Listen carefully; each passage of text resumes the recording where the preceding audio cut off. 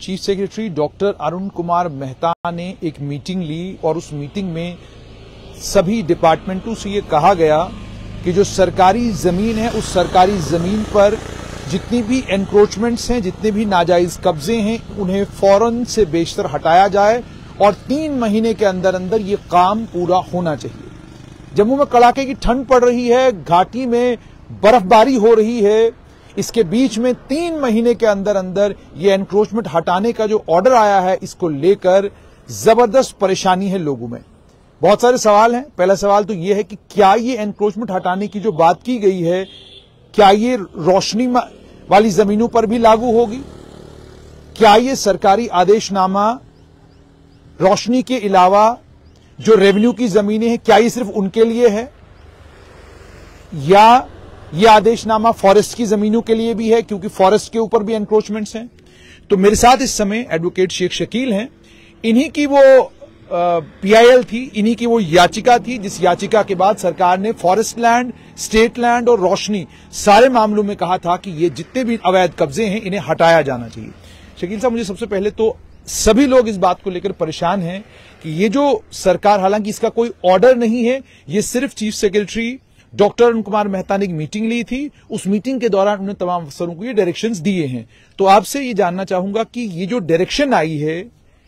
क्या ये डायरेक्शन उस कोर्ट ऑर्डर की नतीजे में है जिस कोर्ट ऑर्डर में डीसी और एसएसपी को कहा गया था, जो आपके केस में डायरेक्शन दी गई थी, या ये आदेश जो है रोशनी,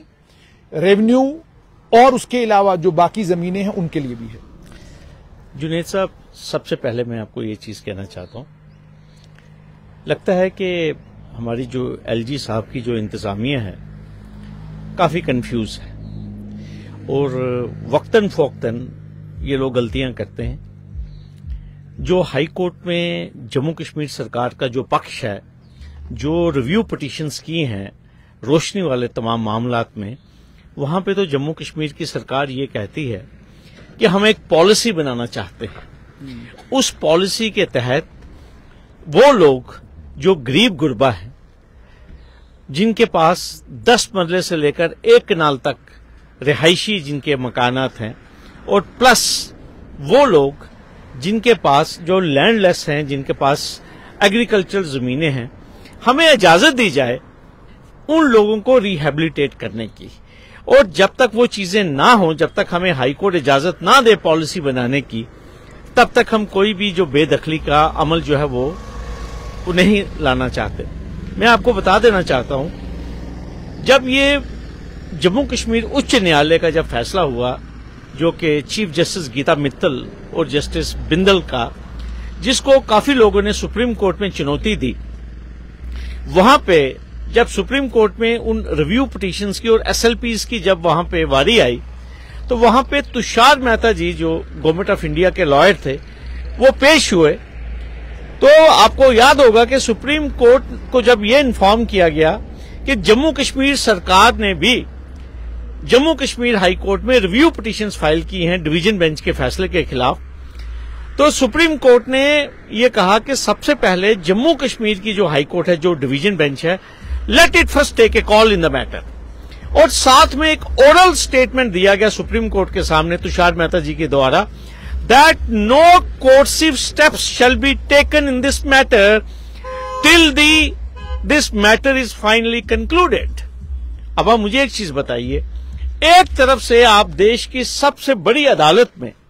यह बयान देते हैं कि हम कोई भी कोर्सिव एक्शन जो है वो नहीं लेंगे, और यही बयान मैं आपको ये कहूंगा जुनेद साहब, हमारे एमिनेंट लॉयर हमारी रियासत के और इस वक्त के जो एडवोकेट जनरल हैं डीसी राणा साहब, उन्होंने इन रिव्यू पिटीशंस में जब एक स्पेसिफिक क्वेरी डिवीजन बेंच ने उनसे पूछी थी, तो उन्होंने ये कहा था कि we stand by this statement made in this apex court that we have stopped the retrieval and we are just waiting कि हाई कोर्ट पहले इन रिव्यू पिटीशंस का फैसला ले ले। उसके बावजूद भी आप ये देखिए कि स्टेट लैंड से एनक्रोचमेंट्स हटाने का जो प्रक्रिया है वो जारी है। आप देख लीजिए, चाहे कठुआ है, चाहे गंदोह है, चाहे ठाठरी है, जिन लोगों का कोई वसीला नहीं है जुनेद साहब, जिन लोगों की कोई पूछताछ नहीं है, वहां पे continuously despite this statement made before the apex court, ये प्रक्रिया तब से जारी है। और मैं आपको एक चीज फिर मैं ये कहूंगा, एनक्रोचमेंट किसकी हटाई जा रही है? एनक्रोचमेंट हटाई जा रही है गरीब आदमी की। ये मैं आपको साफ क्लियर कर दूंगा।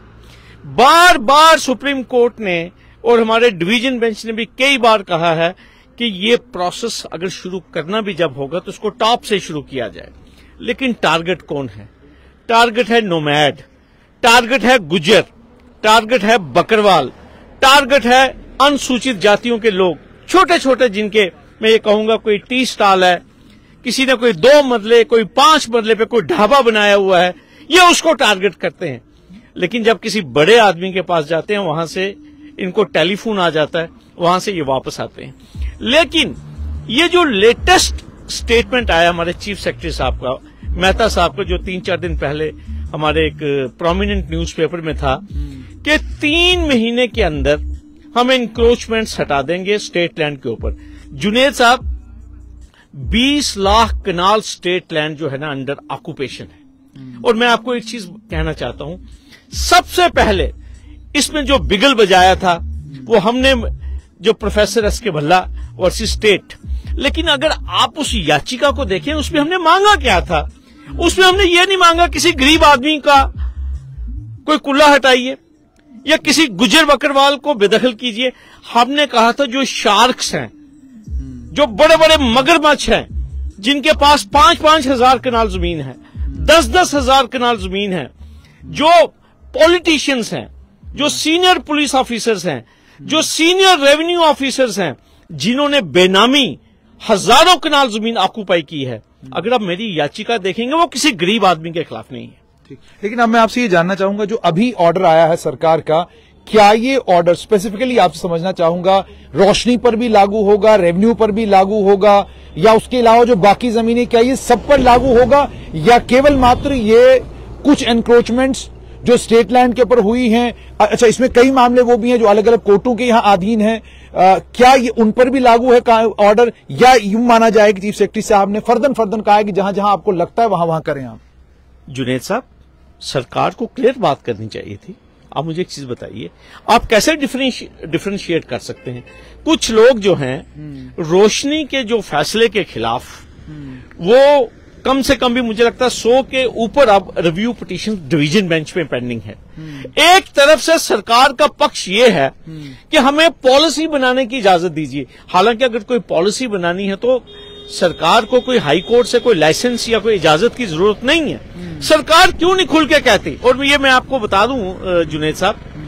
जो जम्मू कश्मीर सरकार ने रिव्यू पिटीशन उच्च न्यायालय में दायर की है रोशनी की जजमेंट के खिलाफ, उसमें जम्मू कश्मीर सरकार के 2 ही नुक्ते हैं, 2 ही कंटेंशंस हैं। सबसे पहली ये कंटेंशन है कि हमें इजाजत दी जाए पॉलिसी बनाने के लिए, बिकॉज जो लोग जिनके छोटे छोटे डिवेलिंग हाउसेज हैं, जिनके घर हैं, जिनके पास और कुछ भी नहीं है, शेल्टर नहीं है, हम उन लोगों को सेव करना चाहते हैं। वो चाहे 10 मरले में है या अप टू 1 कनाल, हम उनको प्रोटेक्ट करना चाहते हैं, शील्ड करना चाहते हैं। अच्छा, मुझे ये बताइएगा, जो लोग जिनके लिए ये जजमेंट आई है या जिसके लिए रिव्यू पिटीशन डाला गया है, वो लोग इस समय ये परेशान है, वो ये सवाल पूछते हैं कि जनाब हमें हमारा लोकल तहसीलदार, हमें हमारा लोकल बीडीओ ये कह रहा है कि जनाब आपके यहां तो, क्योंकि आप जानते हैं जम्मू और श्रीनगर शहरों के अंदर तो चूंकि कानून व्यवस्था है, मीडिया है, कैमरे हैं, तो इस तरह की चीज होगी नहीं। लेकिन जो दूर दराज के इलाके हैं, जहां पर जिसका जो मन आता है उसका वो कानून हो जाता है, जिसका जैसे मन आता है वो बिल्डोजर लगाना शुरू करता है, उनको क्या कहेंगे आप अगर वो रोशनी की जमीनों को लेकर, लोगों के पास जो जमीन है उसको लेकर अगर बिल्डोजर लेकर कहीं चले जाते हैं, जिनके ऊपर स्टे है, उन मामलों में लोगों को परेशान करना शुरू करते हैं, तो आपको क्या लगता है सुप्रीम कोर्ट और हाई कोर्ट क्या इसका संज्ञान लेगी? बिल्कुल संज्ञान लेगी जुनेद साहब, मैंने आपको पहले ही कहा। यानी ये जो चीफ सेक्रेटरी साहब की डायरेक्शन है ये उस पर लागू नहीं होगी। देखिए, जम्मू कश्मीर सरकार ऑन एफिडेविट है before the division bench of the high court that we want to make a policy for saving the people who are having 10 marlas to 1 kanal of the land, जिनके रेजिडेंशियल घर है यहाँ पे।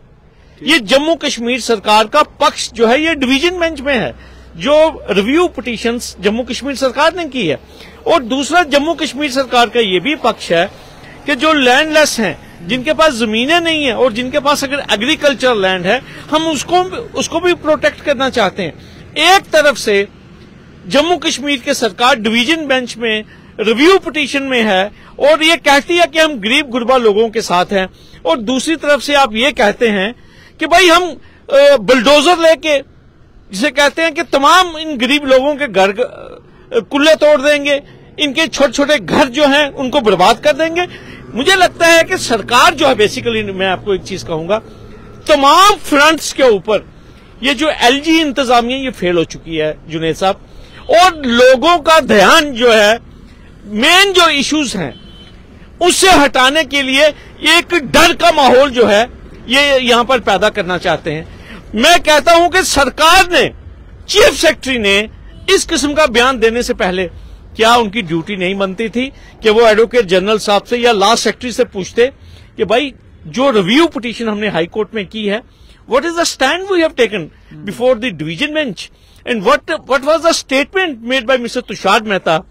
Before the highest court of the country. लेकिन इस वक्त क्या जरूरत पड़ी? अचानक आप देखा ना ताव देखा, अखबार में खबर लग जाती है और हु हल्ला हंगामा मच जाता है तमाम लोग। इसी वक्त क्या जरूरत थी? इस वक्त तो आप कह रहे हैं कि आपका इस समय ध्यान सारे का सारा जो है डेवलपमेंट के ऊपर है, आप पंचायत के चुनाव कराना चाहते हैं, असेंबली के चुनाव कराना चाहते हैं, तो इस समय आपको लगता है कि ये कदम उठाने से क्या एलजी इंतजामिया बीजेपी की मदद कर रहा है या नुकसान कर रहा है? मैं आपको साफ बात कहूंगा, टोटली फेल्ड एडमिनिस्ट्रेशन,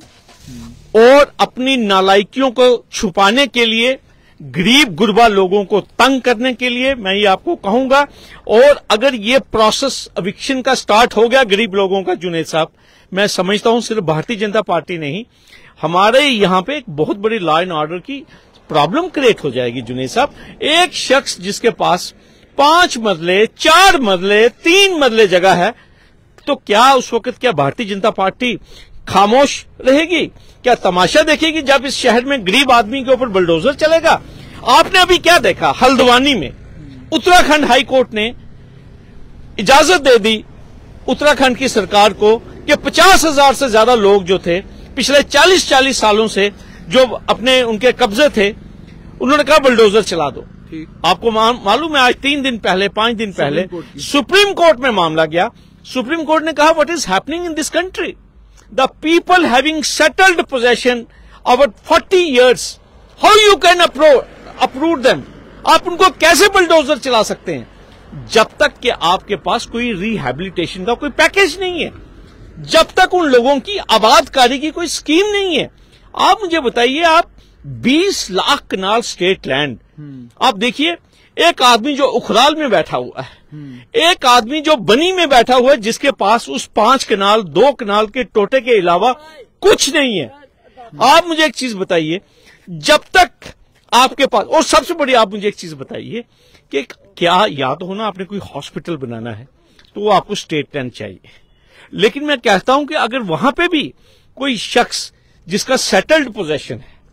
जो वहां पे खेतीबाड़ी कर रहा है पिछले 30 सालों से, 40 सालों से, and if we apply the same principle, the same yardstick जो सुप्रीम कोर्ट ने कहा अभी हल्द्वानी के केस में कि भाई आप बताइए आपके पास क्या रिहैबिलिटेशन है। आप देखिए, आपने पुल डोडा में प्रोजेक्ट बनाया जिसे कहते हैं, लेकिन वहां पे आपने जब लोगों को, जो अफेक्टेड फैमिलीज थे, आपने उनको अल्टरनेट लैंड भी दिया। बिल्कुल, आपने उनको रिहैबिलिटेट किया। आप सबसे बड़ी दिक्कत क्या है जुनेद भाई, मैं आपको पता है, जब भी मैं बात करता हूं मैं यही चीज कहता हूं, अगर आपने कोई एनक्रोचमेंट हटानी है तो जो बड़े बड़े लोग हैं, जिनके बड़े बड़े कमर्शियल कॉम्प्लेक्स हैं, आप वहां पे आप जाते नहीं, वहां आप टच करते नहीं, लेकिन एक गरीब आदमी 2 मरले, 4 मरले, 5 मरले नंगा नहाएगा क्या, निचोड़ेगा क्या? ये किस किस्म का बयान जब से दिया है चीफ सेक्रेटरी साहब ने, यहां पे परेशानी का आलम जो है, इतने टेलीफोन आ रहे हैं, और कोई क्लैरिटी नहीं है। या तो कोई आर्डर सामने आता ब्लैक एंड व्हाइट में, डिविजनल कमिश्नर को कोई हिदायत जाती, या कोई बिदूरी साहब जो हमारे रेवेन्यू सेक्रेटरी है कोई फॉलो अप इंस्ट्रक्शंस आती कि हाँ जी हम पहले, जिस तरह मैं आपको बताऊंगा कि जब फॉरेस्ट की इंक्रोचमेंट को हटाने की जब बात की गई, एक पब्लिक इंटरेस्ट लिटिगेशन यहां चल रही है, save versus state of J&K, उसमें डिवीजन बेंच ने कहा पहले जो 100 कनाल से ऊपर हैं या जो 50 कनाल से ऊपर जो इंक्रोचर्स हैं फॉरेस्ट लैंड के, आप पहले उनकी इंक्रोचमेंट की हमें लिस्ट दीजिए, फिर आप, और स्पेसिफिकली गीता मित्तल जी की खंडपीठ ने कहा था कि जो 100 कनाल से 50 कनाल के ऊपर से फॉरेस्ट के इंक्रोचर्स हैं पहले आप उनकी लिस्ट बनाइए। लेकिन यहां पे होगा क्या, अभी हमारे तहसीलदार, अभी हमारे नायब तहसीलदार डिप्टी कमिश्नर को खुश करने के लिए गरीब आदमी की इंक्रोचमेंट जो है, जुनेद साहब आपने सही कहा, शुरू कर दी गई है, और वहां पे स्टेट लैंड जो है उसके बोर्ड लगाए जा रहे हैं कि this land has been retrieved. कितना नुकसान किया जा रहा है गरीब आदमी का, मैं आपको बयान नहीं कर सकता। बहुत बहुत शुक्रिया। तो आपने सुन लिया कि एडवोकेट शेख शकील का साफ तौर पर कहना है कि ये जो जम्मू कश्मीर की सरकार ने मीटिंग करके ऑफिसरों को हिदायत दी है, इसके जुमरे में रोशनी की जमीनें इसलिए नहीं आ सकती क्योंकि मामला हाईकोर्ट के सामने, हाईकोर्ट के डिवीजन बेंच के सामने है। उसके अलावा बाकी वो तमाम जमीनें जो कोर्टों में हैं, जिनमें कोर्ट के मामले हैं और कोर्ट ने कोई डायरेक्शंस दी हुई हैं, उन मामलों में भी सरकार को सोचना होगा कि कोर्ट को क्या जवाब देगी। अब देखना यह है कि ये किन एनक्रोचमेंटों को लेकर जम्मू कश्मीर की सरकार ने कहा है कि स्टेट लैंड से आप एनक्रोचमेंटें हटाइए, और जब ये हटाने का काम भी शुरू होता है, बात तो तब बनेगी जब नजर ये आएगा कि सबसे पहली एनक्रोचमेंट जो हटाई गई वो जम्मू कश्मीर के सबसे ताकतवर आदमी के घर से शुरुआत की गई। तब जाकर लगेगा कि वाकई सरकार इन अवैध कब्जों को हटाने के लिए गंभीर है।